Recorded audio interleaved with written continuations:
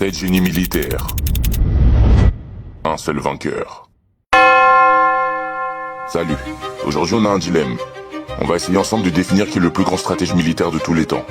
Et on commence avec un candidat de choix. Alexandre le Grand. 70 batailles, aucune défaite. À seulement 20 ans, il prend la tête de la Macédoine. Et en 10 ans, il construit un empire immense. De la Grèce jusqu'en Inde. Son secret, une armée rapide, disciplinée et un usage parfait de la ruse et de la surprise. Son génie tactique lui permet de vaincre des ennemis souvent supérieurs en nombre. Mais après sa mort, son empire s'effondre. Un conquérant exceptionnel, mais peut-être pas un bâtisseur durable. Gengis Khan, l'homme qui a conquis le plus grand empire contigu de l'histoire.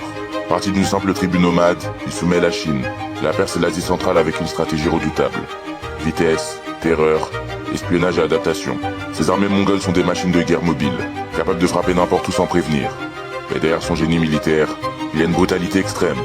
Et comme Alexandre, son empire se divise après sa mort. Khalid ibn Walid, l'épée d'Allah. Plus de 100 batailles, aucune défaite. Un général redoutable qui brise les Byzantins et les Perses avec une maîtrise parfaite des manœuvres rapides et des embuscades. Il transforme de petites forces en armées invincibles, frappant toujours au bon moment.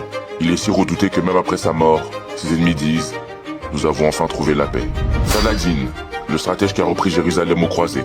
Contrairement à Gengis Khan ou Alexandre, il n'utilise pas la force brute, mais une patience stratégique et une diplomatie habile.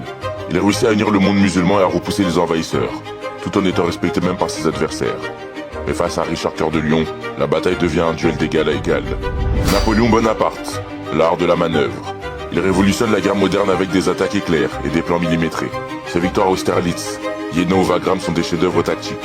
Il sait motiver ses troupes comme personne et s'adapte en permanence. Mais son ego le perd. La campagne de Russie et Waterloo marque sa chute. Hannibal Barca, le cauchemar de Rome. Traverser les Alpes avec des éléphants pour attaquer l'Empire romain, un coup de génie.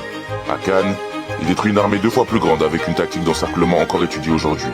Mais malgré ses victoires légendaires, Rome finit par l'user à long terme. Et pour finir, Sun Tzu, le maître de la stratégie. Il n'a peut-être pas mené d'armée, mais son livre, L'art de la guerre, est le manuel que tous les généraux du monde ont étudié. Alors d'après vous, qui est le plus grand stratège de l'histoire? Cette génie militaire, cette vision de la guerre, mais un seul peut être le meilleur.